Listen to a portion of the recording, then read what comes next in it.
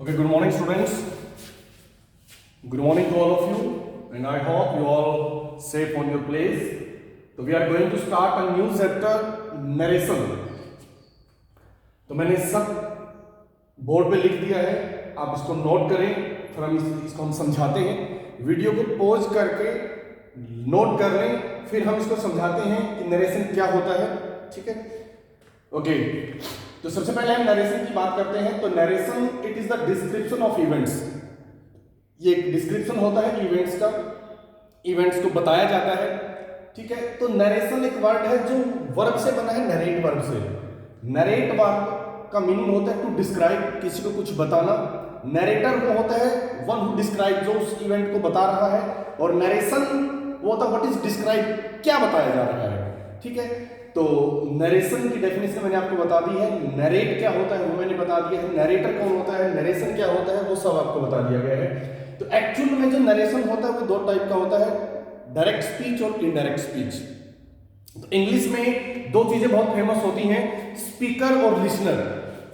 इस बात का आपको पता होगा, आपने प्रोनाउन में भी पढ़ा होगा, पहले भी पढ़ चुके हैं आप छोटी क्लास में कि प्रोनाउन क्या होता है। प्रोनाउन में तीन तरह के पर्सन होते हैं, फर्स्ट पर्सन, सेकंड पर्सन और थर्ड पर्सन।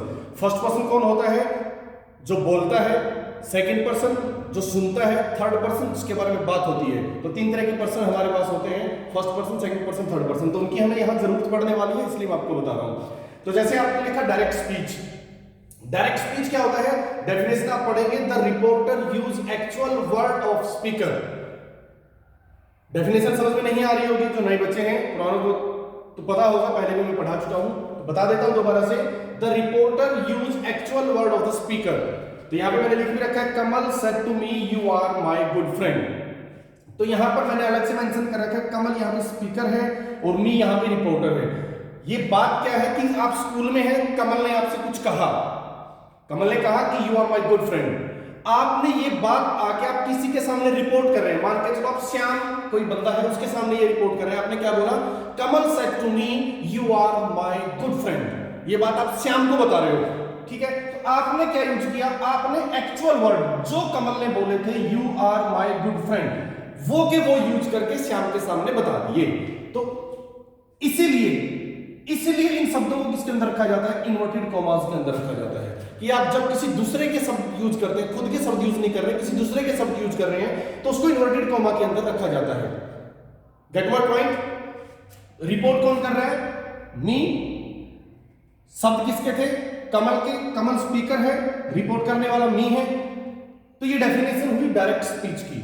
उसमें इन्वर्टेड कॉमास होते हैं। इन्वर्टेड कॉमास के अंदर जो बात होती है वो वही होती है जो खुद की ना हो, किसी दूसरे की हो, उनको इन्वर्टेड कॉमा के अंदर रखा जाता है। फिर हम इनडायरेक्ट स्पीच की हम बात करते हैं। इनडायरेक्ट स्पीच क्या होता है, the reporter use his own word in the place of speaker.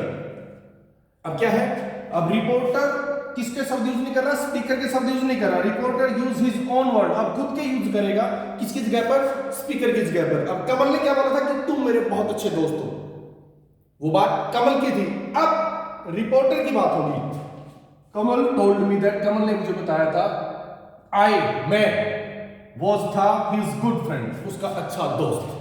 ठीक है, अब रिपोर्टर ने अपने शब्द यूज किए हैं किसकी जगह पर, स्पीकर के शब्द की जगह पर, इसलिए इसको इनडायरेक्ट स्पीच बोला जाता है। अब यहाँ पे एक बात और देखेंगे, अब यहाँ पे हमने इसको इन्वर्टेड कॉमा में नहीं रखा। क्यों नहीं रखा, क्योंकि ये जो वर्ड है I was his good friend, ये खुद मी के हैं, इसलिए खुद की बात को इन्वर्टेड कॉमा के अंदर कभी भी नहीं रखा जाता। जब किसी दूसरे की बात हम कहते हैं तो उसको इन्वर्टेड कॉमा के अंदर रखा जाता है। अब एक चीज और देखने के लायक यहाँ पे है कि कमल टोल्ड मी, एक तो ये क्लोज है और एक I was his good friend, एक ये क्लोज है। दो क्लोज यहाँ पे है, दो क्लोज है, तो दो क्लोज को जोड़ने के लिए हमने किसका यूज किया है, कंजक्शन का यूज किया है। तो ये दैट कंजक्शन है।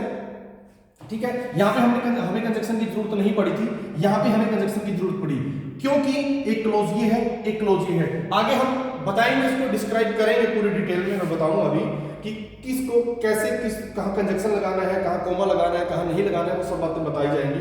उससे पहले आपको एक बात का पता होना चाहिए, सेंटेंस। सेंटेंस 5 टाइप्स के होते हैं, किसके बेस पर, फंक्शन के बेस पर। 5 तरह का सेंटेंस होता है फंक्शन के बेस पर, उसकी भी अभी मैं डिटेल में आपको बात बताऊंगा। वो एक बेसिक कंसेप्ट है हमारे नरेशन का, अगर वो आपको नहीं पता है तो आप नरेशन नहीं सीख पाओगे। ठीक है, तो मैं अभी आपको सेंटेंस के बारे में बताता हूं। Let me continue this video. Okay students, तो मैंने आपके सामने यहाँ पे सेंटेंस लिख दिया 5 टाइप के। पहला सिंपल है, दूसरा इंट्रोगेटिव बोलते हैं इसको, सॉरी इंटरोगेटिव नहीं बोलते हैं, इंट्रोगेटिव। सिंपल और अफर्मेटिव, इंट्रोगेटिव, इंपेरेटिव, एक्सक्लेमेटरी, ऑपेटेटिव। तो 5 तरह के सेंटेंस होते हैं। एक्चुअल में क्या होता है, जो सिंपल और अफर्मेटिव सेंटेंस होते हैं ये इंफॉर्मेशन होती है जो स्पीकर लिसनर के लिए पास करता है। कोई भी सिंपल सी बात, मैं तुम्हारा दोस्त हूं, मैं दिल्ली जाऊंगा, मैं ये करता हूं, मैं पढ़ता हूं, मैं नौकरी करता हूं, ये सारी सिंपल इंफॉर्मेशन होती है। अब क्या होता है, जब स्पीकर लिसनर से कुछ इंटरवेट करता है, कुछ पूछता है, इंटरवेट, तो 2 तरह के होते हैं वो। एक तो आंसर यस और नो में आता है, जैसे मैंने बोला have you completed your homework, तो उसका आंसर आएगा यस या नो। कंप्लीट कर लिया तो यस, नहीं किया तो नो। कुछ इंटरोगेटिव जो सेंटेंस होते हैं वो आस्किंग समथिंग, कुछ पूछ रहे हैं, तो उनका आंसर किसमें होता है, इंफॉर्मेशन में होता है। व्हाट इज योर नेम, तो माय नेम इज मनदीप। तो मैंने इंफॉर्मेशन दी, एक स्टेटमेंट दी, उसका आंसर स्टेटमेंट में दिया। लेकिन यहां पे आंसर किसमें आएगा, यस और नो में। Have you completed your homework, yes.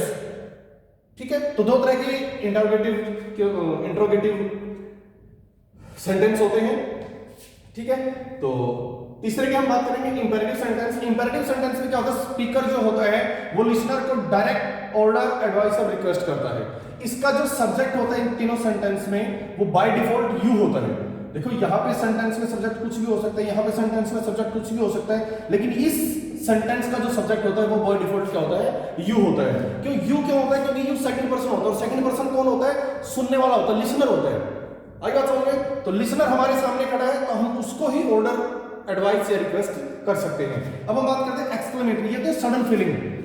Sudden feeling का मतलब होता है एकदम अचानक से कोई बुरी खबर आ जाए तो बोलते हैं ओ, खुशी आ जाए हुर्रे, एलास, तो ये सडन फीलिंग होती है। कोई एक्साइटमेंट है, हम मैच जीत गए, हम मैच हार गए, हमने पेपर पास कर दिया, हमने ये कर दिया, हमने वो कर दिया, फलां मार गया, ये हो गया, तो ये सब मतलब एक्सक्लेमेटरी सडन फीलिंग्स होती हैं। ठीक है, तो उसको एक्सक्लेमेटरी सेंटेंस बोलते हैं। ऑपेटेटिव होते हैं मिसलेनियस, मिक्स, इसमें ब्लेसिंग भी होती है, may god bless you, may you live long, happy birthday to you, सब इसके अंदर आता है। इसमें सब मिसलेनियस, इसको इसीलिए बोला जाता है ऑपेटेटिव सेंटेंस को। तो 5 तरीके के सेंटेंस होते हैं। अब एक्चुअल में होता क्या है, जो हमारा नरेशन होता है वो 2 चीजों से मिलकर बनता है। एक होता है रिपोर्टिंग वर्ब और एक होता है रिपोर्टेड स्पीच। जो ये स्टेटमेंट होती है, इस स्टेटमेंट के ऊपर सारा खेल होता है नरेशन का। अब हमें सिर्फ यही सीखना है, यही जानना है, इसके अलावा कुछ नहीं करना है। ये अगर हमें अच्छे से समझ में आ जाता है तो पूरा नरेशन हमें समझ में आ जाता है। अब इस स्टेटमेंट के बिहाफ पे हमें किसको चेंज करना है, इस स्टेटमेंट के बिहाफ पे हमें इस वर्ब को चेंज करना है।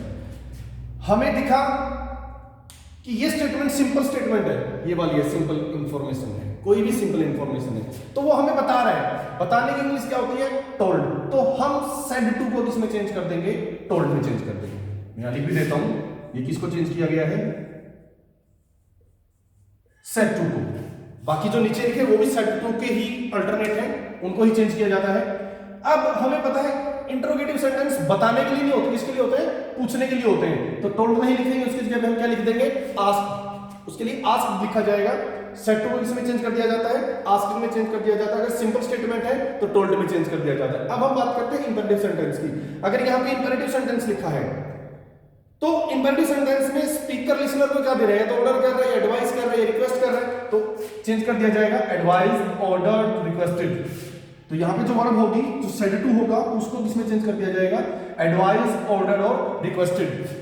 अब हम एक्सक्लेमेटरी सेंटेंस की बात करते हैं। एक्सक्लेमेटरी सेंटेंस में भी हम देखेंगे कि उसमें किस चीज को एक्सप्लेन किया गया है, दुख को, खुशी को, एक्साइटमेंट को, किस चीज को चेंज किया गया है। तो वहां की जो वर्ब होगी सेड टू, उसको चेंज किया जाएगा एक्सक्लेम्ड विद। खुशी की बात है तो हुर्रे में चेंज किया जाएगा, खुशी की बात है तो जॉय, दुख की बात है तो सोरो। ठीक है, तो इस तरीके से उनको चेंज किया जाएगा। एक्सक्लेम्ड विद लिखना ही लिखना पड़ेगा, लेकिन उसके अलग से हम उसके साथ लगाएंगे, सोरो लिखना है या जॉय लिखना है या कुछ जो भी है जो हमें फीलिंग वहां पे शो की गई है। अब हम बात करते हैं ऑपेटेटिव सेंटेंस की। ऑपेटेटिव सेंटेंस में क्या होता है, किसी ने बोला हैप्पी बर्थडे टू यू, तो हमें विश कर रहे हैं, तो हमने क्या लिख दिया, विश भी लिख सकते हैं। यहां पे आप विश भी लिख सकते हैं। ठीक है, may you live long pray कर रहा है हमारे लिए कोई, तो प्रेड लिख सकते हैं। ठीक है, तो हमें बड़ा कोई आशीर्वाद दे रहा है तो हम ब्लेस्ड लिख सकते हैं। गुड मॉर्निंग है वो भी विशेष है। ठीक है, तो इस तरीके से जो हम किसके बेस पे चेंज करेंगे, यहां पे लिखे हुए स्टेटमेंट के बेस पे हम इसकी वर्ब को चेंज करेंगे।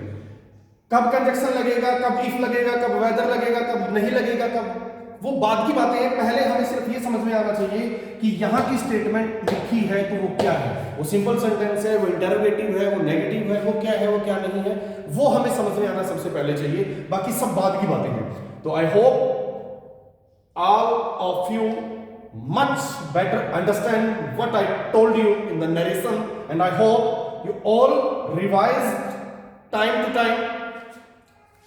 तो आप रिवाइज करते रहना जो हम कर रहे हैं टाइम टाइम पे। उसका हम टेस्ट भी लेंगे, आप मुझे अपना होमवर्क भी भेजेंगे पर्सनल व्हाट्सएप पे, ग्रुप में नहीं भेजेंगे, इंडिविजुअली मेरे को भेजेंगे कि किसने क्या क्या होमवर्क किया है। कोई भी इंक्वायरी है हम उसका एक ओपन सेशन रखेंगे। अपनी क्वेरी जितनी भी हैं उनको नोट करते रहना, जो कुछ समझ में ना आए वो पूछते रहना, बट कंटिन्यू, गैप नहीं करना है, रेगुलर चलना है। रेगुलर चलेंगे।